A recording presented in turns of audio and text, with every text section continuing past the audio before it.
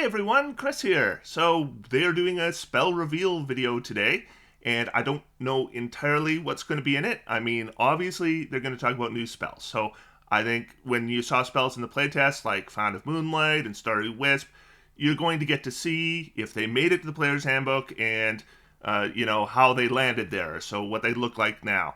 But in the playtest, we also saw a lot of revisions to categories of spells. Like we had a whole bunch of cantrips had major redesign. Like Blade Ward became a reaction. Acid Splash became an area of effect. Then we also saw major revisions, like major revisions to the Conjure spells. They're like entirely different spells in the playtest. Then all the Paladin Smite spells got redesigned, and so I start thinking about all the different spells to talk about, and that's going to be more than fills a video. So I don't know if we're going to hear about, maybe more minor revisions, like is Fireball the same? I kind of doubt we're going to hear that. What I do hope is that we hear something about spellcasting itself, because, there are mechanical things with spellcasting that are different that I have insights on, and I would love to talk about, so I'm hoping that they bring that up. And if you see my face light up, it's because they're going to talk about that. But one way or the other, spells are just an integral part of Dungeons & Dragons, and knowing where they landed with spells is going to be part of the buying decision for a lot of players. So I'm hoping they give us some good information today. I'm recording this a little bit ahead, so I'm going to go brew my coffee, and then I'll be right back with spells. There are a lot of spells. There are new spells, and there's been some upgrades as well. This spell chapter is massive. It has even more spells than the spell chapter of the 2014 Player's Handbook. It has at least 30 more spells than that chapter had. And all of the returning spells have been revisited, and in some cases have received functional upgrades that deal more damage now, or they heal more if they're a healing spell, or the range has been extended, or a spell that required concentration before no longer does, or it didn't require concentration but it does now. There is a ton going. Yeah, I'm glad you mentioned that. Some spells are going to be more powerful than they were before, or they've been upgraded. Others, not so much. On in this chapter, we have also gone through all of the spells to see how we can improve how easy it is to use them in play. We, based on a decade of questions about various spells, have essentially embedded the answers to the most common rules questions about the spells into the spells themselves. So I think also people will find that even if a spell's functionality hasn't changed, that it will be easier for them to use because their most frequently asked questions are now answered in the spell itself. Right. And when people ask me about this new player's handbook and what things I like from it, one of maybe the number one thing that I really like about this new player's handbook, even though I've obviously talked about subclasses and classes that I'm really enjoying the design of, is that wording is much more clear. How things work is worded much better than it was in the previous player's handbook. Not that that's a high bar, but very good job at just clarifying how things actually work. There's also more art of the spells than before. Yeah, and that's been amazing. So you're going to get to see more of the spells in use. And a lot of the spells have been tightened up. One of the things we did is in some cases, the spells do more but with fewer words. And we were on the hunt to see how many words can we squeeze out of some of these so that you can get to the meat of the spell faster.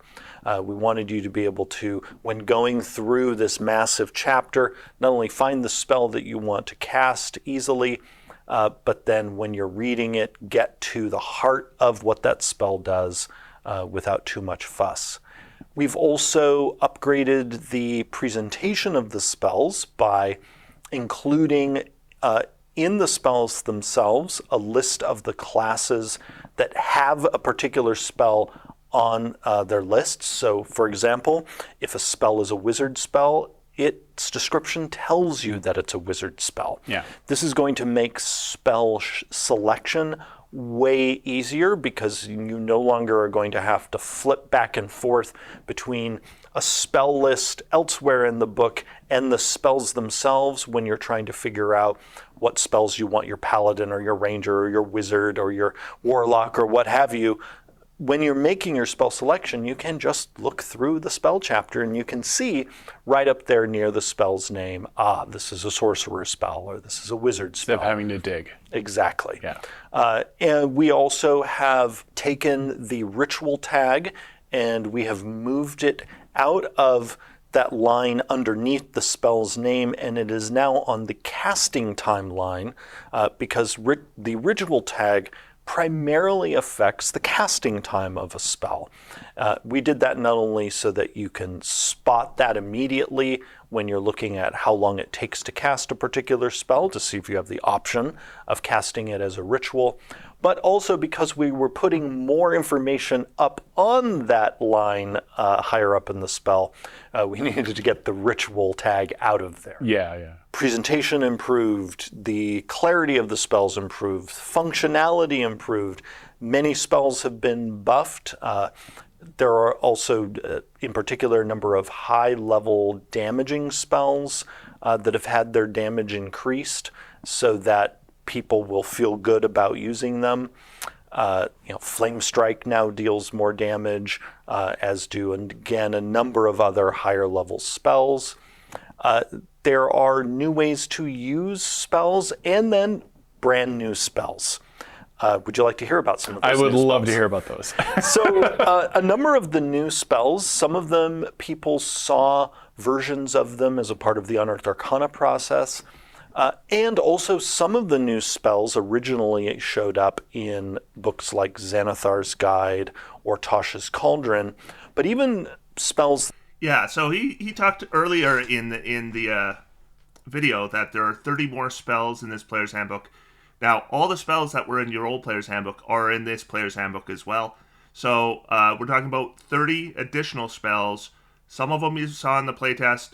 A lot of them are imports. These are not spells you've never seen before. Or some of them are, but most of these spells are spells you've seen in other books, often with some revisions. That appeared in those books first that now are new spells in the player's handbook have often seen upgrades either in functionality or in clarity or both. One whole group of spells that are new to the player's handbook are summoning spells. And we took the summoning spells that were very popular from Tasha's Cauldron of Everything, imported those into the player's handbook, and then upgraded them. Yeah, there's even more options now, and this is one of my favorite things when it comes to the spells because it's just immediate. These have stat blocks in them. You don't have to go hunting through the monster manual. You have everything you need within that spell, and there are options within that spell. And those stat blocks now also have the upgraded stat block format that appears not only in this book's creature appendix, but also in these spells. And so these monsters are going to be easy to use at the table. Most of these summoning spells also now have art, so people will get to see at least some of the versions of critters that you can summon with the spells. And I think these are going to be a ton of fun for people to use at the table. You can summon we've been using the summoning spells ever since Tasha's, and I'm not really surprised that they're in there. This has been common knowledge for a while now that these were going to go in there. And then the old summoning spells, like the Conjure spells, were changed so that you didn't end up with redundancy. a construct. You can summon dragons. You can summon undead. So virtually anything you would want to summon, and they come with a stat block in that spell. Yes, and beasts, fae. It goes on and on. Now, because we included these summoning spells, we ended up redesigning the Conjure spells that were in the 2014 Player's Handbook. Right. Because in the 2014 Player's Handbook, we had spells like Conjure Fey, Conjure Celestial, that sort of thing. And those versions had you fishing for stat blocks in the monster manual, and also, unfortunately, often resulted in a whole bunch of creatures showing up on the battlefield. Taking up initiative. Yeah, and they really tended to bog down play. Yeah. They were. So Conjure Animals is kind of the premier spell for druids in our current rule set. And it is one of those spells that originally I really liked because it's powerful. And I grew to dislike it because it really does bog down play. And I tried all kinds of tricks to make it like having different people control the animals and all those kinds of things. But the animals often still, they just kind of swarm the battlefield. It was hard for the characters to actually get into the action. So whether the player is helping run this spell or not didn't really matter. They're there for their character, and their character can't even get to the enemy because they're blocked by this wall of wolves. So I am very relieved to see that they stuck to the guns. The Conjure spells have all been redesigned, and we saw the direction they were going in the last playtest 8. Were often a headache for dungeon masters. And so what we did, because this new summoning spells really fill the design niche of bringing a concrete creature onto the battlefield with a stat block, we redesigned all the conjuration spells that were like, again, conjure woodland beings, that kind of thing, so that they were really leaning into not the notion of bringing a concrete creature, but instead summoning these spirits of these creatures that help you in some way. So all of those spells have been redesigned, and people got to see those redesigns in the UA process and gave essentially thumbs up across the board. And so people will get to see the final versions of those revised Conjure spells in the new Player's Handbook. In addition to the new summoning spell. And I think what he's basically confirmed there is that if you saw the playtest, you're going to see pretty much the same spells. I got to go through word for word yet, so I have to be honest that I don't know 100%, but they look really similar to the way they did in the playtest. And in some cases, that is concerning because there were some of those spells that needed rebalancing, in my opinion. And in my opinion, they were not rebalanced. But again, I got to go through the wording more carefully to say that for sure. The redesigned Conjure spells, all of these other buffed spells.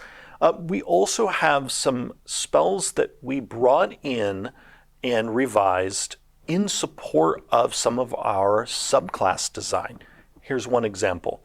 The spell chapter now has the Dragon's Breath spell, which has appeared in 5th edition before, and we brought that in because we wanted to give it to the Draconic Sorcerer. Of course. And so there are... So, 2 things confirmed there.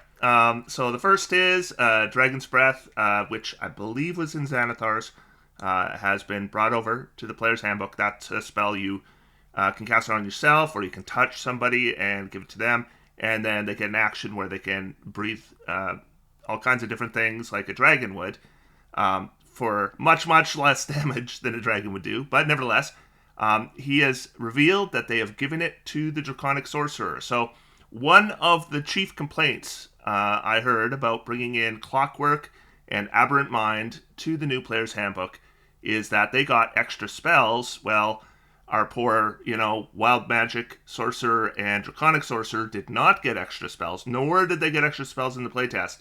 He has just revealed that the Draconic Sorcerer, at least, is getting extra spells. There are a number of spells that have been added that are directly in support of classes and subclasses in the book. Another example of that is the new Elementalism cantrip, which we designed not only to support the Warrior of the Elements in the Monk, but also as an answer to the various elemental cantrips that we have published at different times in 5th edition. And we pondered bringing all of those cantrips into the player's handbook, but instead we decided to just design one cantrip that allows you to tap into the different elements to, create different elemental shapes and whatnot. We also have fun things like Steel Wind Strike that people have really enjoyed for the Ranger, now a part of the core game. And Steel Wind Strike is a very popular spell, so glad to see it make it to the new player's handbook, because, you can still use the spells from Tasha's or Xanathar's or any other source, where, if they haven't been brought to the player's handbook, if you and your table really enjoy those spells, you can still use them. But I know, at least with some tables, I'm joining a campaign after the new player's handbook is released, where we're not going to use anything before the new player's handbook. And also spells that people have never seen before, not even in Unearthed Arcana. And these spells, a number of them are connected to named spellcasters in the D&D multiverse. We've already talked about in one of the videos Yolan's Regal Presence as one of these new spells, but we also have Jolarzi's Storm of Radiance. Jolarzi is one of the Circle of Eight, that same organization of wizards that Mordenkainen and Bigby are parts of, and she now has one of her named spells here in this book. It was also fun to include Jolarzi, not only because we could get one of her spells into the book, she also appears in art, and also, this will be of interest to you, Todd, as a lover of warlocks. Jolarzi is also notable in the Circle of Eight because she is a warlock, not a wizard. And she is specifically a celestial warlock. Oh, boo. and her spell is all about channeling this radiant power. I didn't mean to boo Celestial Warlocks. Celestial Yes, you did, Todd. You meant it. Warlock is awesome. We also have a brand new spell associated with Tasha. We have Tasha's Bubbling Cauldron, a higher level spell that when you cast it, summons up a big cauldron and you can dip vials into it and get potions out of it. Perfect. So this will now be the fastest way to get potions is with Tasha's Bubbling Cauldron. There are also favorites that have migrated into the book, like Toll the Dead. That cantrip is now part of the core game. Synaptic Static. Yes. We also have new cantrips that people got to see in Unearthed Arcana, like Starry Wisp and Sorceress Burst. Those have made it into the core game. Mind Spike, Mind Sliver, Ice Knife, Vitriolic Sphere, Word of Radiance. Those are among the spells that have now graduated to being in the game's main rulebook. We also, again, could probably talk for hours and won't about all of the spells that have had significant changes. And there have been, right? Like there's some have had significant improvements. Maybe it's like something to do with action economy or wasn't quite hitting that sweet spot. Do you have a few examples of that? Well, among my favorites are the improved healing spells. So healing spells have been... And you saw this in the playtest as well. At the beginning of the video, I talked about categories of spells that were changed. Healing was one of them we saw in the final playtest alongside the new Conjure spell versions. We saw improvements to Cure Wounds and Healing Word and Mass Cure Wounds and Mass Healing Word. There was a Power Word, Fortify, and I believe there was improvements to Power Word Heal as well. So you now know it shouldn't be a surprise that this is all going to make it to the player's handbook. Upgraded Cure Wounds, Healing Word, and so many others, so that now if you decide to spend your bonus action or action healing, you're going to more often than not feel better about doing so than you did before. We have some healing spells like Prayer of Healing that not only saw that sort of boost, but also now Prayer of Healing with its 10-minute cast lets people have the benefits of a short rest. Okay, so that was in the playtest, but that was early in the playtest, so I know a lot of people were wondering about what about spell redesigns we saw early in the playtest? Did they survive? Because They weren't reprinted. And yeah, he's just confirmed Prayer of Healing.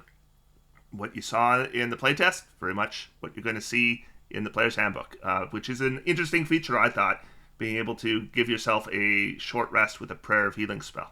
Now, you can only enjoy that benefit once per day. Still, that is a major upgrade for that spell. People are also going to see cantrips like Blade Ward, Resistance, Guidance, having either different functionality or better functionality or both. Guidance, for example, you now choose a particular skill when you cast Guidance on a person, and you then concentrate, and while you're maintaining your concentration, the person will get a bonus to any ability check they make with the chosen skill. Yeah, so that was a major redesign, and we didn't see that one in the playtest. What we saw in the playtest was Guidance as a reaction. So somebody would fail an ability check, and then you could use Guidance as a reaction if you were close enough, and they could reroll. One of the complaints about Guidance right now is it gets spammed, and then it gets used on things like initiative and all these kinds of things, and it can bog things down. So yeah, they went a very interesting route, I thought, is that when you cast Guidance, you're going to say, okay, you are going to have Guidance for your athletics checks. And so then if initiative comes up, they don't get Guidance on the initiative. They will get it on their athletics checks, and potentially multiple checks, so as long as concentration is maintained. So I thought they went a pretty interesting direction with the Guidance, and I'm pretty happy with it, to be honest. I think it's appropriate for a cantrip. We've made it so that Resistance and Blade Ward might actually see use in play, since those two cantrips have spent a whole lot of the last 10 years often not being used. Yeah. And what we saw with Blade Ward was it was a reaction, and then it could give you resistance on a single instance of bludgeoning, piercing, and slashing damage, if memory serves, with the playtest. And so you can expect very similar mechanics in the Player's Handbook. That is something that was on our mind as we went through the spell list. It was not only seeing what spells are not delivering the power they should be delivering and making sure that they were, and in some very rare cases seeing which spells are over-delivering, but then also seeing And he said something there I want to comment on. I cannot provide specifics, but I can give general opinions. And he says it was very rare that they found spells that were too powerful, but they reined them back. I was not overly impressed with the job. I was hoping for some major redesign of some outlier spells. I talked about it in videos. And one of the criticisms I have of this new Player's Handbook is they did not do that enough. There is some cases where they have, but not enough, in my opinion. Spells have seen very little use, particularly lower level spells, and what can we do to really just make them more enticing? Then on the other end of the spectrum, when it comes to high level spells, we're less concerned about how often they're used, because high-level spells are often much more circumstantial. It's also rarer for people to be at the level where they can cast those spells, but it was still important to us to make sure that those spells, when you do get to be high enough level to cast them, or if you're a dungeon master and you're having a monster cast those spells, we wanted to make sure that they were delivering the goods for their level. And we also made sure that those spells were as clear as possible, because some of those high-level spells are complex, and we wanted to make sure that, when you finally get there and are able to cast those spells, you can actually decipher what the heck they're doing. Right. We also, in some families of spells, made sort of changes to the whole family. I already mentioned us making changes to the Conjure family of spells. Similarly, we've made changes to the Shapeshifting family of spells. So when you get to Polymorph, Shape Change, True Polymorph, you're going to see that none of these spells give you anymore a second pool of hit points.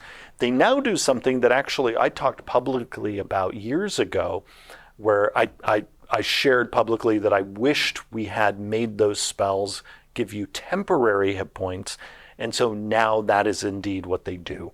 So we saw the same thing with Wild Shape, right? So when you use Wild Shape now, you're not going to get a different pool of hit points. You can use your own hit points, then you get temporaries on top of them. And there are mechanical reasons to do this. He says he wishes they had done it years ago, or had mentioned years ago that they wish they had done it that way. And there are reasons for it, because there are some just niche cases where having different hit dice and not using your own hit points cause issues with other things in the game. And I'm sure when they're designing new features, they always have to think about, but what if somebody is polymorphed and they're not using their own hit dice anymore? Then how is this going to function? And so I'm sure it was a bit of a leash on design. So yeah, that is a major thing you're going to see with all those kinds of spells is if you are changing shape, you are always going to be using your own hit points, and you're going to get temporary hit points. In some cases, a lot of temporary hit points. So rather than you essentially having two different hit point pools, your own pool and the pool of the form that you have transformed into, you now keep your own hit points, and instead you get some temporary hit points based on the form that you are shapeshifting into. We have also standardized the wording that we use for some of our spells. So we use shapeshifting wording much more consistently for any spell that involves shapeshifting. We implement the new emanation area of effect. We also are much clearer about how we're using various conditions, damage types, and so forth. I think what people are going to see when they dig into this vast sea of spells is not only a whole lot of fun, some of it new or old fun that has been enhanced, but they're also going to see that the entire collection is simply easier to deploy at the table, whether you are playing a player character or you're the dungeon master playing a spellcaster, because one of the things that is always important to remember about the spell chapter is, unlike, say, the class chapter, which is the biggest chapter in the player's handbook, the spell chapter, which is the second largest, isn't just for players. Yeah. The spell chapter is the repository of spells for the whole core game. And the dungeon master often needs that part of the player's handbook just as much as the players do. And so there are parts of that spell chapter that are primarily for the DM. A great example of that is a spell like Guards and Wards. It is extremely rare for a player character to ever cast Guards and Wards, but a dungeon master's NPC spellcaster might cast it to make their dungeon that much harder to infiltrate. Well, we do have bastions now. Yes. In the Dungeon Master's Guide, so that might actually get a little bit more use in the future. Exactly. But even a spell like Guards and Wards, we have fine-tuned in the new Player's Handbook. Wish has been fine-tuned. The Wish spell now has some new default options built into it, and also the spell has more to say now about what the ramifications could be of you using the spell. And there is even in the spell now specific guidance on what happens should you try to use the spell to affect either the city of Sigil or the Lady of Pain. And so please... I love a Lady of Pain caveat. Yes, and a wish spell. There is a specific Lady of Pain bit now in the Wish spell. And many of the spells, even when they don't have much of a functional change, sometimes have a fun bit of flavor change, whether it's the bit about the Lady of Pain in the Wish spell, or it's new details in the component part of the spell, or new flourishes about what happens if the spell fails. So I look forward to people spending time with the new spell chapter and discovering the number of fun Easter eggs and winks and other things that we have planted throughout the chapter for people to enjoy over the years ahead, because we know the spell chapter is a chapter that people come back to over and over and over again. And so we like to make sure there are goodies for people to discover there. And we have a very similar approach to the magic item chapter of the Dungeon Master's Guide. Of we put in not only, the sort of the things people expect to find there, but also we like to put in fun little surprises. Is there any other spell that really stands out to you that is like, oh, this is so much better? This is going to get you so much more? Two that right away, looking at the list, that I encourage people to look at to really see the kind of new fun that we've added are Chromatic Orb and Cloud of Daggers. So now I do believe the redesign of Chromatic Orb has been released somewhere, because I know that patrons on my Discord are discussing the redesign, and I didn't tell them. So somebody found something somewhere, but if you remember, Chaos Bolt has a possibility of bouncing. Well, that's been built into Chromatic Orb. Has kind of become like Chromatic Orb plus Chaos Bolt put together, so that's a kind of a fun thing for it. Not a huge power increase, in my opinion, but I think it's a more interesting spell than it was before. I'll start with Chromatic Orb. In that spell, it still lets you choose damage type like you could before. Right. But the thing that we added in is now the orb can bounce. And so now it can potentially bounce from one target to another. So that's what I mean, that this chapter is filled with sort of new little bits of fun that we've worked into various spells. Similarly, in Cloud of Daggers, this spell now lets you move it. I, as a player, when I have cast Cloud of Daggers, that is often my main frustration with it, is I cast it, and then the monsters move over there. Yeah. Or even when I cast Cloud of Daggers in Baldur's Gate 3, I, as a player, I'm like, I want to be able to move it. So when we got to finalizing the spell chapter, we made it so you can now move Cloud of Daggers. We've also made it so that some spells that were really painful to cast in terms of their action economy are far less painful. I think one of the prime examples of that is Produce Flame, the Druid cantrip. That cantrip was really painful to set up. Like, once you got it going, it could be fun to hurl the fire. Now it is way easier to cast it. And that is actually, funnily enough, another one where it was not only painful to cast in the tabletop game, but when I was playing Baldur's Gate 3, it was excruciating to cast in Baldur's Gate 3. And it was actually while playing Baldur's Gate 3, I thought, we are going to redesign Produce Flame so that it will not be, there will not be this much friction to cast this cantrip. And the art is stunning, and this is one of my favorite things about the art that gives you an example, is because often you're showing, of course, the caster, the person who made this spell in the first place, casting the spell. Like Melf is casting Melf's Acid Arrow. As primarily a Warlock player, I'm super excited to see, Armor of Agathis, and also, Arms of Hadar.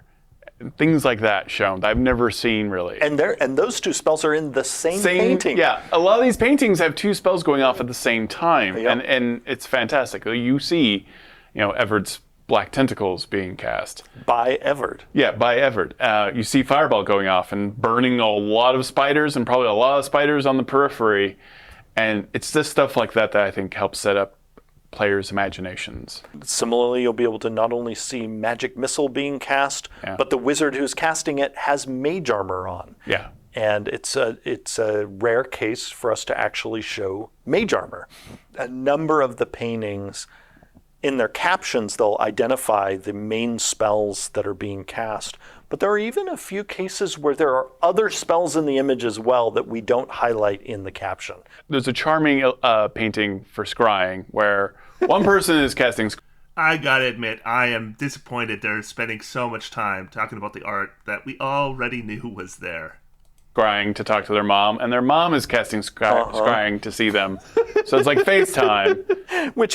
And that is specifically what I asked for. So with that image, when working with Emi Tanji, the art director, as well as Josh Herman on this book, I specifically said, I really want a scrying image where it's the wizard and his mom FaceTiming. Yeah. And that's what we got. It's very charming. Every piece of art in this entire book is telling a story, and that's what I appreciate. Or it's a moment in the adventure, or right before combat, or after combat, or it's demonstrating something you always kind of wondered about. So I love seeing spell art anytime I can.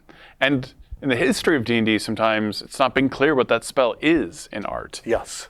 All the way back through the editions. Sometimes it's just a laser beam, but not defined. But now you're getting definition. If we could have added another 32 pages to the book, we would have had even more art.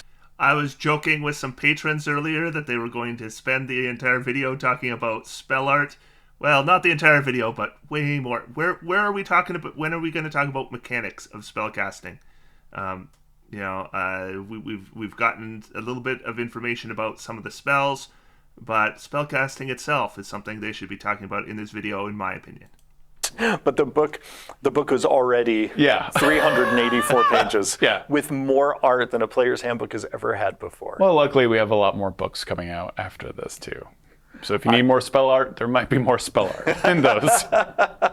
When you pre-order the digital physical bundle, All right, that's it. They didn't talk about spellcasting mechanics at all, so I'm going to have to sit on that. It's public knowledge now that those of us who have the new Player's Handbook have an embargo that is lifted on August 1st.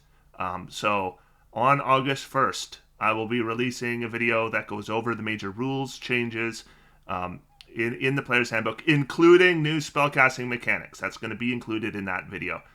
So as soon as I can, I'm going to reveal this stuff so that you guys know what it is. And then we can talk about it freely.